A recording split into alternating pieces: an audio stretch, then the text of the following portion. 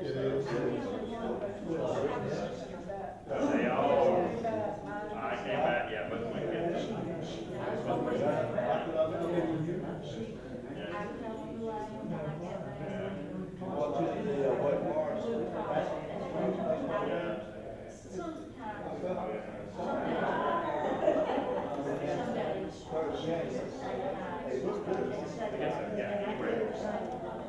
I think it's close enough. It's close enough to get up there.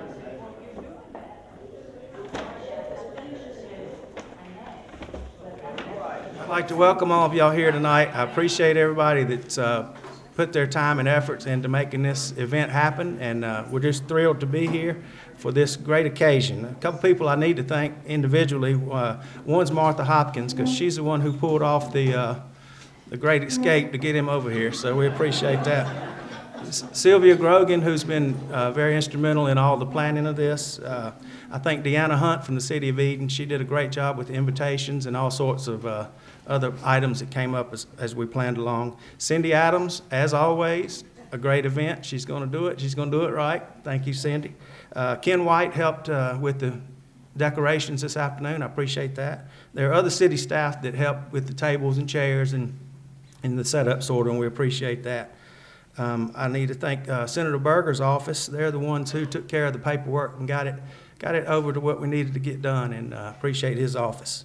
And then finally, Mila Barnhart, who couldn't be here. Her mom failed, but she was very helpful to me in the composition of the remarks I'm going to make. Real quick, we have some elected officials here I'd like to recognize. We have Senator Phil Berger, who's the president of the North Carolina Senate. We have Representative Reese Pirtle, who's an NC House member. We're happy to have the mayor of St. James join us, Gene Toner. Thank you for coming. We have a couple members from the Eden City Council, Jerry Ellis, Tommy Underwood, and Greg Light. And I think that's all the ones. If you've seen any others, raise your hand. I'm sorry if I missed you. All right, honoring Homer. Homer is probably one of the most difficult men to honor. It's not that there aren't plenty of successes that I can impress you with. It's just you have to resort to trickery to get him to an event like this. He's here tonight because he thought I was going to introduce him to someone he needed to meet. So Homer, meet a few of your appreciative admirers. I hear that former mayor, the late Johnny Grogan, also resorted to a similar tactic back in the late 1970s to get Homer to an event that celebrated the groundbreaking of Miller Brewing Company. Now, that was a feat that only happened because Homer read in a business magazine that Miller was looking for a site in the Southeast to expand its brewery. Homer got the ball rolling to recruit the Milwaukee brewery, and he and quite a few lucky partners just happened to have 1,200 acres that would make an ideal industrial site. Now, I won't get into what an accomplishment that was, but folks, let me remind you that making beer from the sacred Dan River, the site of baptisms and whatever color dye was flowing from the mills, was sacrilege to some. And this was a very dry county that would be producing 9 billion barrels of beer a year. But it brought good paying jobs, eventually 700 of them, and untold dollars to the city in tax revenue and water usage. It put Eden on the map as the home of a company known worldwide.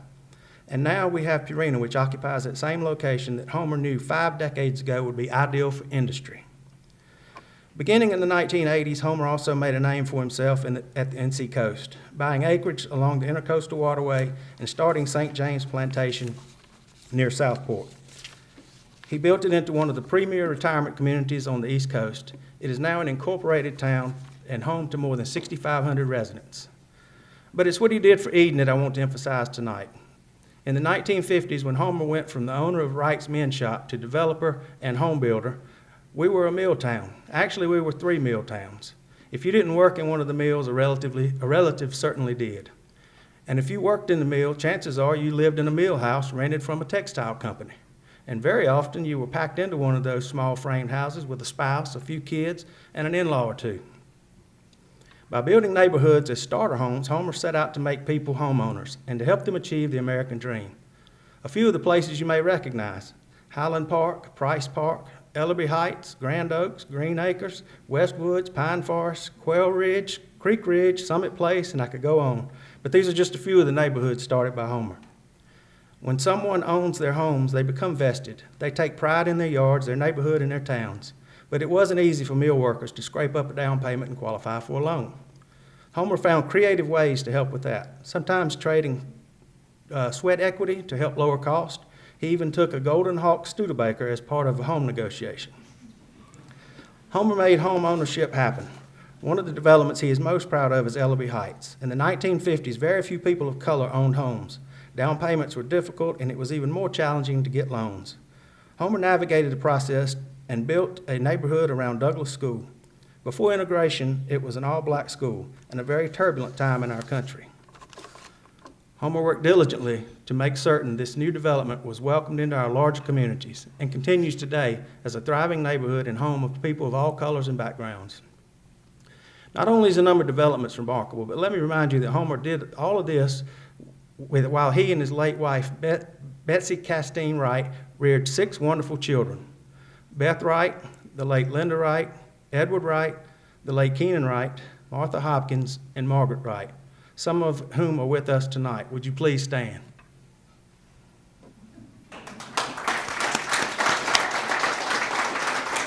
They are joined by spouses, children, grandchildren, and great-grandchildren. Would you also please stand?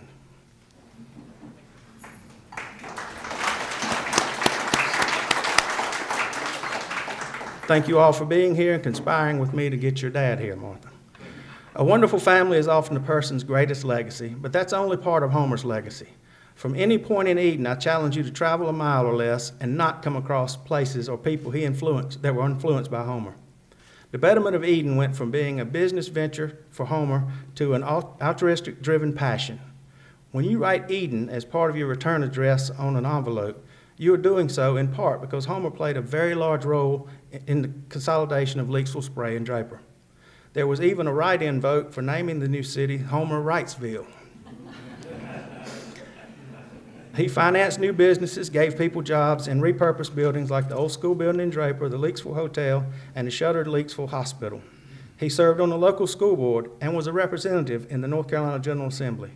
And he is a World War II veteran. With partners, he rescued Meadow Greens Country Club out of bankruptcy and turned it into a place that all can enjoy. He's one of those behind the establishment of the Rockingham County Education Foundation and was one of its largest funders. He was a benefactor for Morehead High School's updated media center. Generous donations from the Wrights helped build the UNC Health Rockingham Wright Center.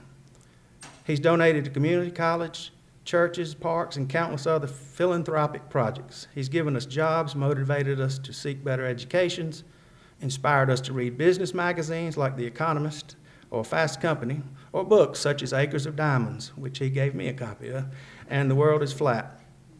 He's shown us by example to pick up trash and pursue a career that we love. Homer has pushed us to create our own vision for what we want Eden to be, and he has always been Eden's advocate and cheerleader. For all these gifts bestowed over 98 years, we are so pleased to award Homer the Order of the Longleaf Pine. If Mr. Senator Berger and Member Purtle, please come forward. As you too, please, Mr. Wright. Yes. You can read right off of that. So, Well, you will. Right here. right here is good. So Homer, the rumor is the governor and I don't get along very well. No. But I can tell you there are a lot of things we do get along on, and one of those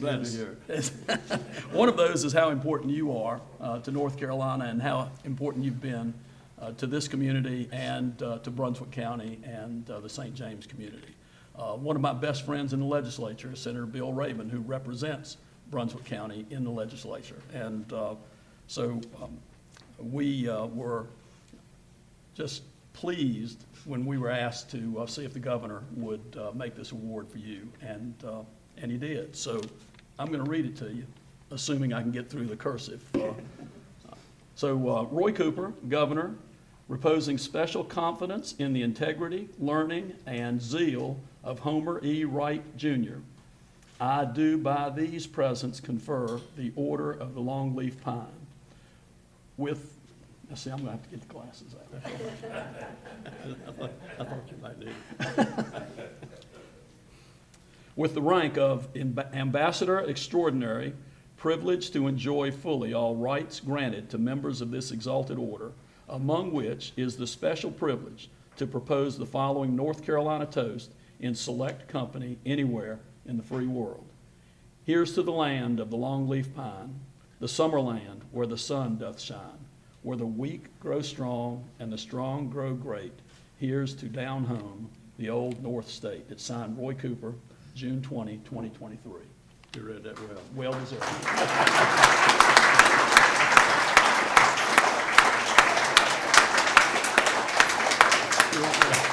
Speak. I don't know why I have this, but I will accept it with honor. Now, what do you want to hear? There are a number of you here, and this was a surprise to me. And there's food enough for all, I think, all of you, and I want you to participate in that. Now, what would you like to hear from me? Anything? I mean, is it, any requests? Sing, don't sing. What? As long as you don't sing. That's not one of your talents. Well, I do appreciate all of you coming out. I know not what you were. I did not know this was an occasion, and I didn't know the governor would be here, and I didn't know he'd be here, and Will would be here, and there's several people from St. James, and which I appreciate, and there's food enough, and I see folks taking photographs, and anyway, I thank you for being here. Let me see if I know most of you. Some of you have got gray hair the last time I saw you. But I'm honored to be, it says here, I'm honored, and You are. and it's kind of you to be here. And had you rather me talk about something that is nearer your heart?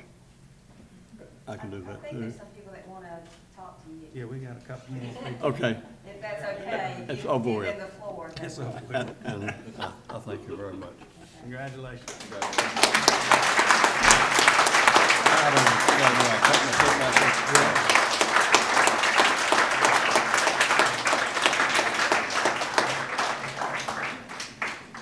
Next, Malcolm Allen's going to come up and give us a few words. If Mr. Allen, take the microphone.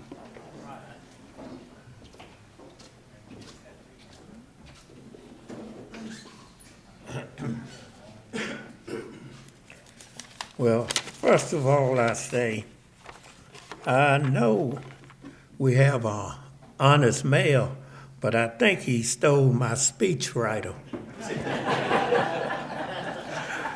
As he was talking, I looked down at my notes and I said, no, I was going to say that. He said that. He went around town, and so then when he got over in Ellaby Courts, I said, that's my neighborhood. But anyway, my name is Malcolm Allen, and I was a resident of Ellaby Court. I am delighted to have the opportunity to give thanks to someone who gave so much to us. During the 60s, when investing in black communities were risky and non-profitable, Homer Wright compassion exceeded his desire for profit. I can personally attest to that. At that time, blacks found it very difficult to find homes they could afford. Many times now, we hear the term affordable housing. Well, Homer Wright tackled affordable housing way back in the 60s. When he built Ellaby Court, he gave our people an opportunity to own a well-built, attractive home. That was my stepping stone to build equity to where I am today. Homer Wright made it possible. I have thanked him many times, and tonight our people thank you for seeing a need and having the compassion and fortitude to do something about it. Thank you.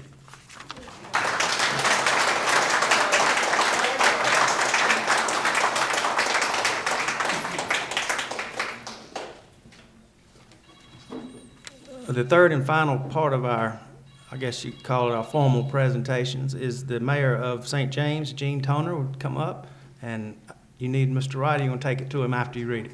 Okay.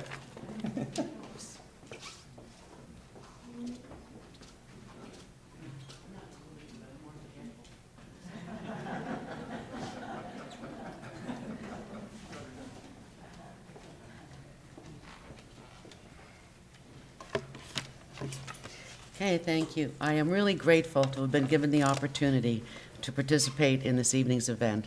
It is truly an honor to be here with Homer, that I have only known for 13 years, not nearly as long as all of you here, but we have grown to admire and respect Homer Wright.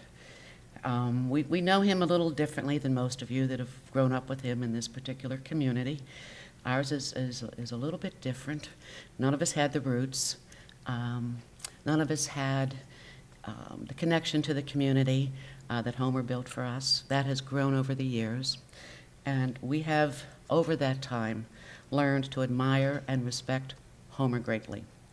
He is amazingly intelligent, creative, and very driven. You may know that about him. One thing I have found in having the pleasure to get to know him and the privilege to work with him has been that sometimes when you come out of a meeting with Homer, you sort of feel like Wile E. Coyote, who has had the Roadrunner drop the anvil on his head, and you're sort of wondering how he maneuvered you to where he got you to and what you actually agreed to. But he always gets amazing results. But more seriously, Homer, I want to express our deepest appreciation of all of the residents of the town of St. James, and thank you for having the vision and building the amazing community that is our forever home. And now, in honor of the presentation of the Order of the Longleaf Pine Award to Homer Wright, whereas since 1963, North Carolina's governors have reserved their highest honor, the Order of the Longleaf Pine Award, for persons who have made significant contributions to the state and their communities through their exemplary service and exceptional accomplishments. And whereas Mr. Homer Wright was born on, I'll skip that part, in the town of Eden, North Carolina, as a most worthy recipient of this most prestigious award, and whereas while Mr. Wright started his career with Wright's Menswear, a clothing business in downtown Leakesville, he saw his future as something more. In 1958, he sold the business and began his journey in real estate with numerous projects in and around Eden. And whereas Mr. Wright was eventually lured to the North Carolina coast in 1982 and made an initial purchase of 2,500 acres, Mr. Wright, together with his business partners, set out to build a peaceful paradise by the sea, and shortly thereafter added an additional 3,500 acres to the development, bringing the total to 6,000. The first golf course was opened in 1991, and the community quickly grew and was incorporated into the town of St. James in 1999, and today has over 7,200 residents. Whereas Mr. Wright envisioned the true spirit of the town as its residents and knows them for their community spirit and ability to raise funds following his high standards. And the community has earned the respect and he has earned the respect and affection of his colleagues, friends, and community members, and is most worthy of this highest award to citizens of North Carolina. Now therefore, I, Mayor Jean Toner of the town of St. James, within the county of Brunswick and the great state of North Carolina, do proclaim the sincerest appreciation of all of the residents of the town of St. James to Mr. Homer Wright, visionary, founder, and developer of St. James.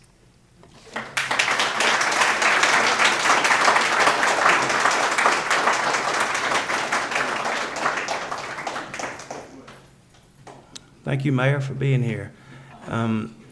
That's going to conclude our so-called formal program. But as you can see, I mentioned earlier, Cindy goes, she goes all out. So we have a ton of food. We need everybody to stay here and eat up. And for that food, I want to thank Jarrett and Nycamp and Blissful Ridge, Blissful Palate, and Heidi for doing this, setting us up for us. And I appreciate that. I need to thank Amelia Dallas. She got a bunch of email addresses for us. Thank you, Amelia.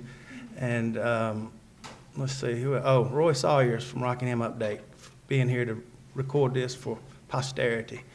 But so anyway, one more thing I was talking about with Amelia when she listed all those, with Milo, when she was naming all those subdivisions and homes that he built.